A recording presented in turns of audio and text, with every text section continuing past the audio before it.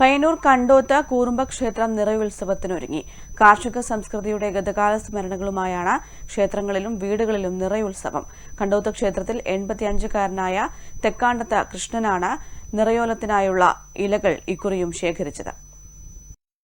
വട്ടപ്പലം, ആല്, മാവ്, പ്ലാവ്, നെല്ലി, കായൽ, വെള്ളില, അരയാൽ, സൂത്രവള്ളി, പൊലുവള്ളി, കാഞ്ഞിരം എന്നിവയുടെ ഇലകൾ തെങ്ങിൻ്റെ പാന്തത്തിൽ ചുറ്റിക്കെട്ടി നിറയോലമുണ്ടാക്കി അത് മുഹൂർത്ത സമയത്ത് നെൽക്കതിർ ചേർത്ത് പൂജാമുറി ഉൾപ്പെടെയുള്ള പ്രധാന കേന്ദ്രങ്ങളിൽ കെട്ടുകയാണ് വീടുകളിലെ പതിവ്.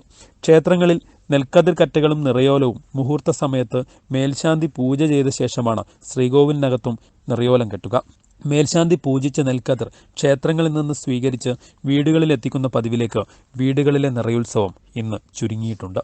പയ്യന്നൂർ കണ്ടോത്ത് ശ്രീകുറുമ്പ ക്ഷേത്രത്തിൽ 85-കാരനായ തെക്കാണ്ടത്ത് കൃഷ്ണനാണ് നിറയോലത്തിനായുള്ള ഇലകൾ ശേഖരിക്കുന്നത്.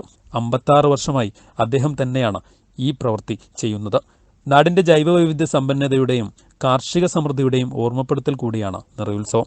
11 പച്ചിലകൾ കെട്ടി പാന്തത്തോണ്ട് കെട്ടിമുറുക്കി രാവിലെ മുഹൂർത്തത്തിന് മുന്നോടിയായി കതിര് അതിൽ കോക്കുന്നതാണ്. അങ്ങനെ എല്ലാ ഇതും കൂടി 12 സാധനങ്ങളുമാണ്. News bureau, Payyanur.